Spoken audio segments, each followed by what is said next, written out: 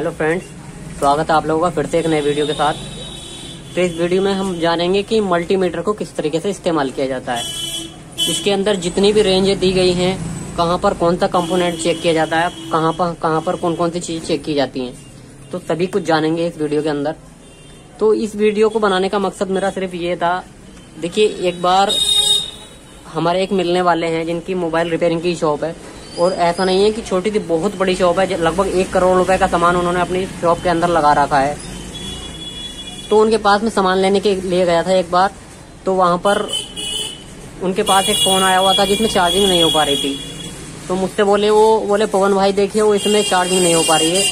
तो मैंने उनसे कहा कि इस पर जो इसका चार्जिंग कनेक्टर है, चार्जिंग जैक है, उस पर वोल्टेज चेक कीजिए कितने आ रहे हैं, जो चार्जर से हमारे वोल्टेज आते हैं।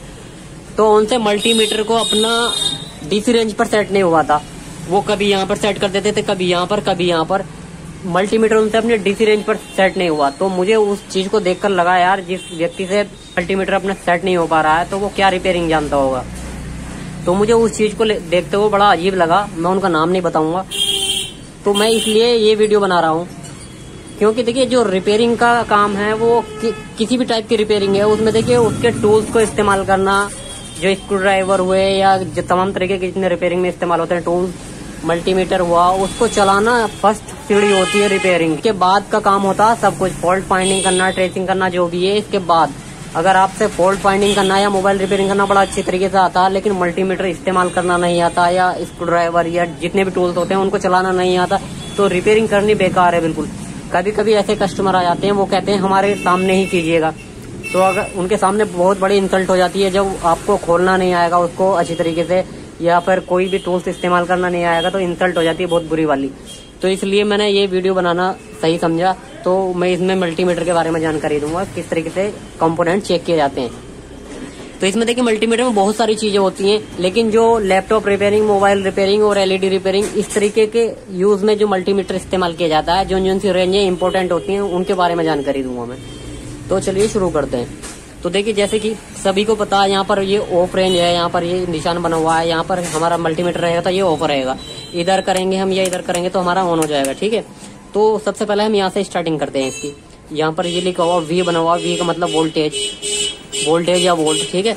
तो यहाँ पर इस तरीके का ये सिंबल बना हुआ है, ये एक लहराता हुआ सिंबल है। तो इसका जो होता है वो होता है एसी करंट, यानी अल्टरनेटिंग करंट जिसको बोलते हैं, जो हमारा डायरेक्टली जो करंट आता है 220 वोल्ट, 250 वोल्ट, इस तरीके से जो आते हैं वो वाला करंट है ये हमारा। तो यहाँ पर 200 वोल्ट से लगाकर 720 वोल्ट तक यहाँ पर चेक किए जा सकते हैं, यानी एसी करंट जो होता है वो यहाँ पर चेक किया जा सकता है। और इसके बाद ये रेंज आती है हमारी एम्पियर की, और इसके बाद यहाँ पर भी ये एम्पियर है। तो इसका हमारा कुछ काम नहीं है, ये वाली रेंज तो कभी कभी काम आती है, लेकिन ये एम्पियर ये हमारे काम की चीज नहीं है, इसको हम छोड़ देते हैं। और ये 2 रेंज हैं, ये भी हमारे कोई काम की नहीं है।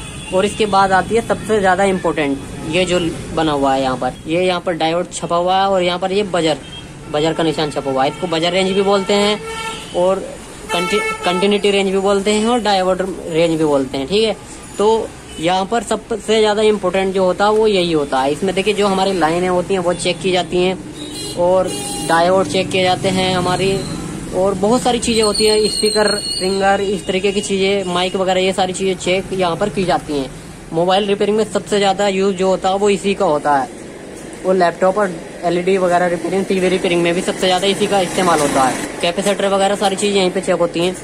और इसके बाद ये वाला एरिया आता है, ये आता है हमारा ओम का। यहाँ पर ये इस तरीके से ये निशान बन रहा है, ये ओम का सिंबल है, ये इस तरीके का। तो यहाँ पर देखिए सब जगह अलग अलग लिखा हुआ, 200, 2000, 20 के, 200 के, 2000 के।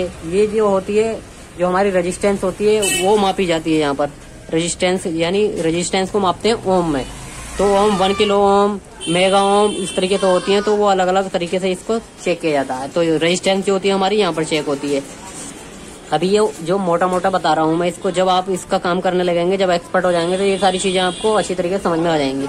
तो यहाँ पर हमारी रेजिस्टेंस चेक होती है, और इससे आगे बढ़ते हैं। यहाँ पर ये एरिया जो होता है वो सबसे ज्यादा इंपॉर्टेंट होता है। ये हमारा है डीसी का, यहाँ पर वी बना हुआ है, तो वी यहाँ पर भी बना हुआ है, लेकिन यहाँ पर ये लहराता हुआ ये सिंबल है, ये हमारा एसी का है, और ये जो हमारा सीधा सीधा है ये हमारा डीसी का है। तो इस चीज को तो आप अच्छी तरीके से जानते हो, डीसी और एसी में क्या फर्क होता है। तो डीसी का जो होता है सीधी सीधी लाइनें होती हैं जिसको डायरेक्ट करंट बोलते हैं।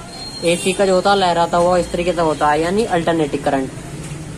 तो जो वोल्टेज चेक करने का सही तरीका होता है वो देखिए, जैसे हमें 20 वोल्ट से नीचे नीचे चेक करने हैं तो यहाँ पर 20 वोल्ट वाले रेंज पर इसको सेट करेंगे।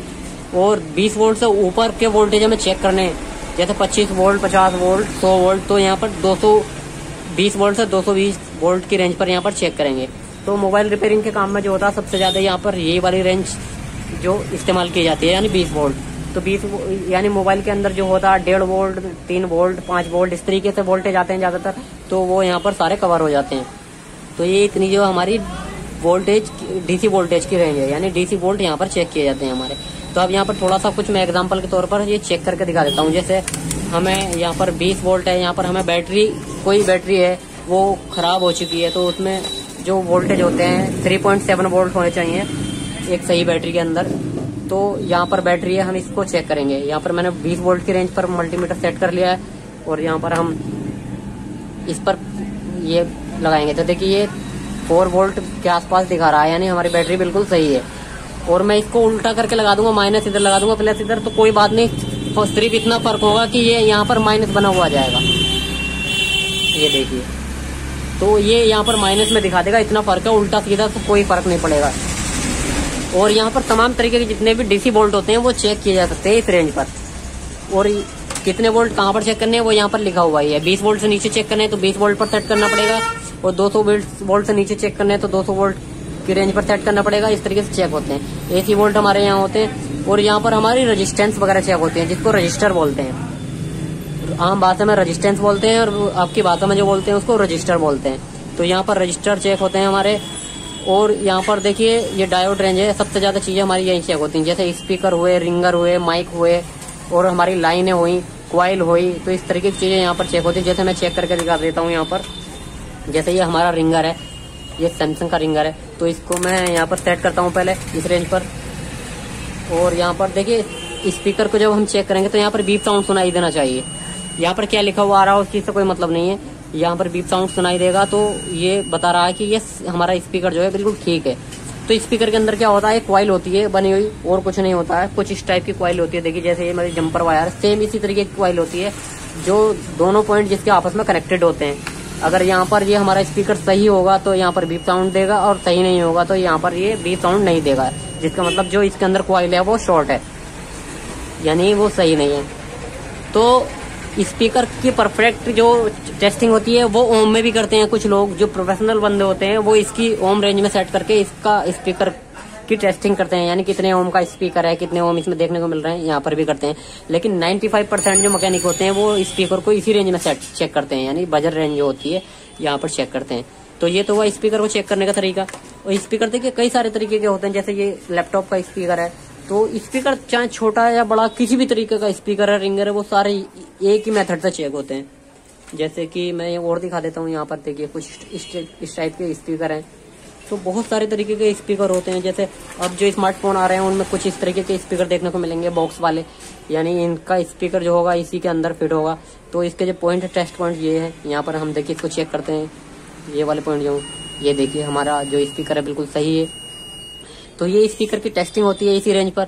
और यहाँ पर ही देखिए जैसे हम माइक चेक करते हैं, जो मोबाइल फोन में इस्तेमाल होते हैं माइक्रोफोन, वो ये यूनिवर्सल माइक है जैसे, ठीक है। तो माइक बहुत सारे तरीके के होते हैं। यूनिवर्सल माइक में देखिए कोई सा भी माइक कहीं पर भी लगा सकते हैं। यूनिवर्सल तो यूनिवर्सल होता है, यानी उसमें 2 वायर होते हैं। जैसे ये सैमसंग का माइक है, इसमें भी 2 वायर हैं, सिर्फ ये इसमें एक पत्ता लगा दिया गया है, लेकिन टेस्टिंग दोनों की सेम यही होती है। तो माइक टेस्टिंग करने का तरीका जो होता है इसमें ये होता है कि इसमें एक तरफ से जो रीडिंग आएगी और एक तरफ से रीडिंग नहीं आएगी। जैसे इसको मैं चेक करके दिखा देता हूँ। पहले हम इसको माइनस वाले पॉइंट पर रखते हैं, आप मल्टीमीटर पर ध्यान देना इधर, और दूसरा पॉइंट यहाँ पर रखते हैं। तो देखिए इस पर एक तरफ से रीडिंग आई और चली गई, लेकिन दूसरी तरफ से मैं इसको चेक करूंगा। यहाँ पर अब मैं जो मल्टीमीटर की पिने हैं दूसरी तरफ लगाता हूँ इसको उल्टी करके, तो यहाँ पर देखिए रीडिंग है वो रेगुलर आ रही है, तो माइक हमारा यानी सही है। अगर माइक पर दोनों तरफ से रीडिंग लगातार आएगी तो माइक हमारा खराब है, या दोनों तरफ से बिल्कुल नहीं आएगी तो भी खराब है। तो इस तरीके से माइक चेक किए जाते हैं। तो माइक चेक करने का सभी का तरीका यही होता है।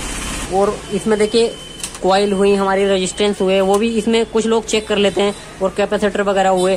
इसका वीडियो मैंने पहले से एक बना रखा है, अपने चैनल पर अपलोड किया हुआ है, वो 5 घंटे का वीडियो है, लेकिन उसको 5 घंटे का बोरिंग की वजह से कोई नहीं देख पाएगा, इसलिए मैंने दूसरा ये वीडियो बनाया है जिसमें अच्छी तरीके से समझ में आ जाए। तो जैसे ये हमारे भूरे कलर के दिखाई दे रहे हैं, यहाँ पर ये बड़े बड़े दिखाई दे रहे हैं, ये हमारे हैं कैपेसिटर बोलते हैं इनको, जिसको आम भाषा में कंडेंसर बोलते हैं। पहले जो देखने मिलते थे वो कंडेंसर यानी कुछ अलग तरीके के होते, मैं दिखा देता हूँ अभी, वो इस तरीके के होते थे। लेकिन अब जो है असेंबली कंपोनेंट आने लगे हैं, वो इस तरीके से मोबाइल की पीसीबी और लैपटॉप की पीसीबी में देखने को मिलेंगे। काम दोनों का सेम यही होता है, लेकिन इसके अंदर एक चीज है, यहाँ पर एक लाइन बनी हुई है, इसमें माइनस और प्लस होता है, यानी निगेटिव पॉजिटिव होता है। इसको उल्टा या सीधा नहीं लगाया जा सकता, जैसा लगा हुआ है वैसे ही लगाना पड़ेगा, यानी प्लस प्लस पर लगाना पड़ेगा, माइनस माइनस पर। लेकिन ये इसमें मोबाइल फोन में जो इस्तेमाल किए होते हैं, यहाँ पर देखिए ये भूरे कलर के, और लैपटॉप की पीसीबी में भी होते हैं। यहाँ पर जो एसएमडी बेस्ड पीसीबी होती है वो किसी भी चीज की, उसमें इस तरह के ये कैपेसिटर देखने को मिलेंगे। इसमें उल्टा सीधा नहीं होता है, ये नॉन पोलर कैपेसिटर बोलते हैं इनको, यानी इनको उल्टा या सीधा किसी भी तरीके से लगाया जा सकता है। तो इनकी भी टेस्टिंग इस मल्टीमीटर से यहाँ पर इस रेंज पर सेट करके की जाती है। इसको चेक करने का तरीका ये होता है कि हम जब इसकी दोनों साइडों पर ये मल्टीमीटर रखते हैं तो यहाँ पर ये शॉर्ट नहीं दिखाना चाहिए, यानी बीप साउंड नहीं आना चाहिए। अगर बीप साउंड आता है तो हमारा ये कैपेसिटर खराब है। इस तरीके से इसकी टेस्टिंग होती है। तो कभी कभी ऐसा होता है ये पैरेलल तरीके से लगे हुए होते हैं, तो एक कैपेसिटर खराब नहीं होता, दूसरा खराब होता है, तो वो सारे ही कैपेसिटर खराब दिखाता है। तो इसके लिए मैं अलग से वीडियो बनाऊंगा जो पूरा डिटेल्स में होगा।